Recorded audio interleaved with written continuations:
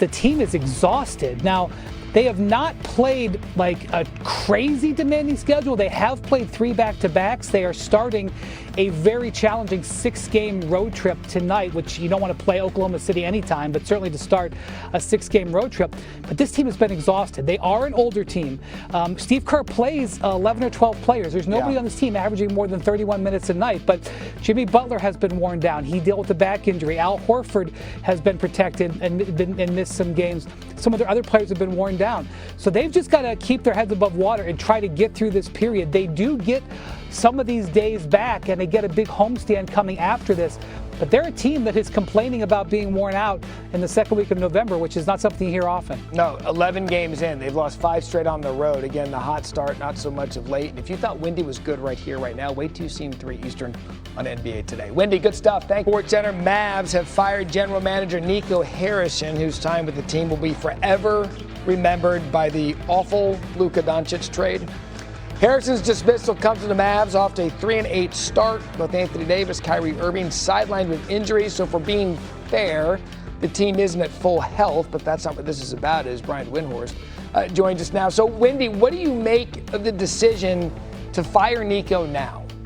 Yeah, well, Nico wasn't fired for the idea to trade Luka Doncic. That's a tough basketball case to make. You could make it.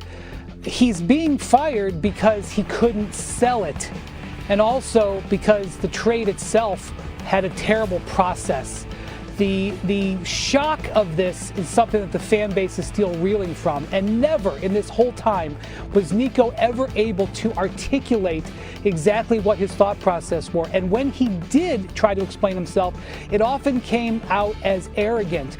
And when that was compounded by injuries, you had basically a brand crisis for the Dallas Mavericks. They were in a situation where not only were they losing, they're losing because they have their 2 best players on the injury list and they have an 18-year-old starting a point guard. But they had a situation where it became toxic for their own players in their home arena.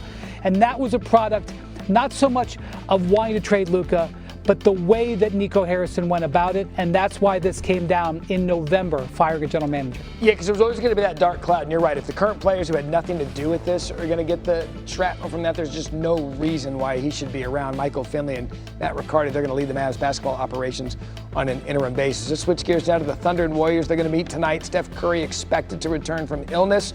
Golden State started the season 4-1, Wendy, but they've lost 4 of their last 5. What are you seeing from them of late?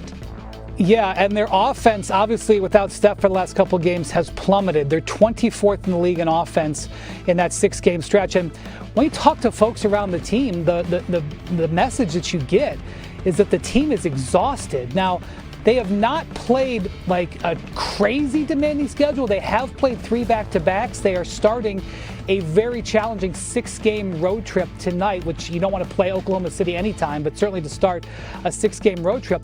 But this team has been exhausted. They are an older team. Steve Kerr plays 11 or 12 players. There's nobody on this team averaging more than 31 minutes a night, but Jimmy Butler has been worn down. He dealt with a back injury. Al Horford has been protected and missed some games. Some of their other players have been worn down. So they've just got to keep their heads above water and try to get through this period. They do get some of these days back, and they get a big homestand coming after this. But they're a team that is complaining about being worn out in the second week of November, which is not something you hear often. No, 11 games in. They've lost 5 straight on the road. Again, the hot start, not so much of late. And if you thought Wendy was good right here, right now, wait till you see him 3 Eastern on NBA Today. Wendy, good stuff. Thank you. So Nico Harrison has been under fire for about 9 months since the Luka Doncic trade. Why did the Mavs decide to let him go now?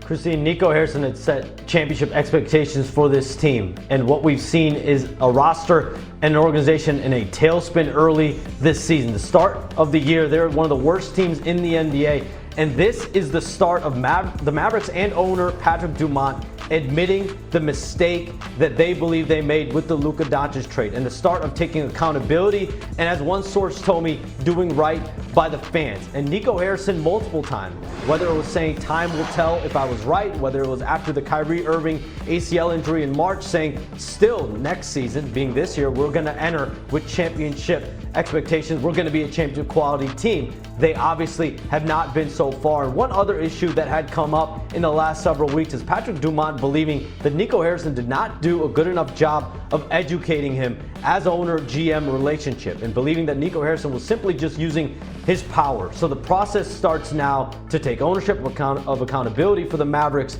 after that trade 9 months ago. And given given the start, they felt they had to make this step. I would imagine the fire Nico chants don't really help him out either. So where do the Mavs go from here? They're going to have a full basketball operations search that's going to continue over the next period of time. Right now, Michael Finley, Matt Riccardi, current executives there. They will be the head basketball executives in the interim. But this is an organization that has decisions to make. They're 3-8, one of the worst teams in the West and the NBA. And this 2026 NBA draft is loaded, is top heavy. This is the last draft that the Mavericks have control of until 2031. So teams around the league are waiting to see, are the Mavericks going to prioritize this draft and building around Cooper Flag? That means they're going to have decisions to make. One name to keep an eye on as far as this GM search will be Dennis Lindsey. He's a current executive in Detroit, formerly the head executive of the Utah Jazz, and he also was an advisor for the Mavericks during the 2023-2024 NBA Finals run season. All right, the one good news is that Cooper Flag did look pretty good last night against the Bucks, even though they did lose. He had 26 points, so we'll see what happens in the future. Shams will have more on NBA Today at 3 Eastern. Before that, Brian Winhorst will join us here at 2:30. Shams, thank you. 9 games this season. David, does Jokic deserve more MVP love? Yeah, doesn't it kind of feel like we're kind of oddly looking over him? Luka scored 40, Giannis dumping everybody, and Jokic just moseying along with the second most triple-doubles through 9 games behind Oscar Robertson.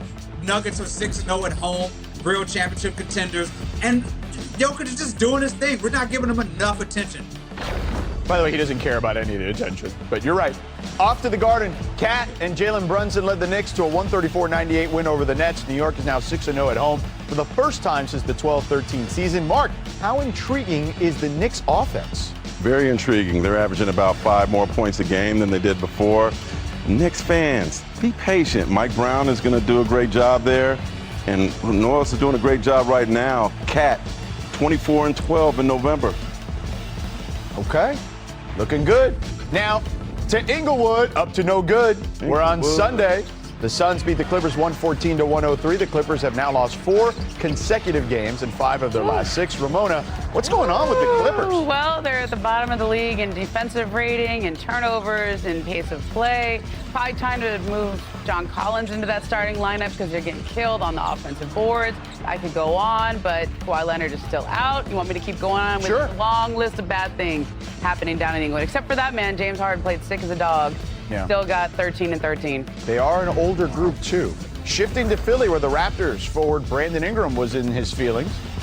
During the third quarter, Ingram was called for a questionable foul. I've been there, yeah, for sure. I mean, the other day in traffic. Then he slowly made his way to the bench. Hey! There it was. Hey! Oh! Brandon! That ricochet. Hey, you got like 3 people on that. Slam down the water bottles you see here. Don't call HR. Hit a staffer and then soak Scotty Barnes. So bad. More NBA waterworks. Let's go to Rudy Gobert in 2018. Got ejected 3 minutes into the game. And then hit a cup of water off the scoring table. You okay, Ross? You can't hit that hard, man. Dang. To the 2014 playoffs, I remember this. Blake tossing some water in his shoulder. Great acting. It's an accident. All that time in LA, man. That's that great acting he's learned since he's been here. Look at his face. You can see him smile. Look at him. And then how about Bron and RJ here in this game, and Kyrie, they're all there playing water bottle toss or whatever, flip cup or whatever that's called. I think this is RJ. And that's during the game. That's the 4th quarter of a blowout at Madison Square Garden. Of course RJ was serious. Yeah. 2013, Jay Kidd, we knew this one, right? Needed a huddle, told his player to hit him. Told that so well. To get a stoppage because he didn't have timeouts, drinks spilled everywhere.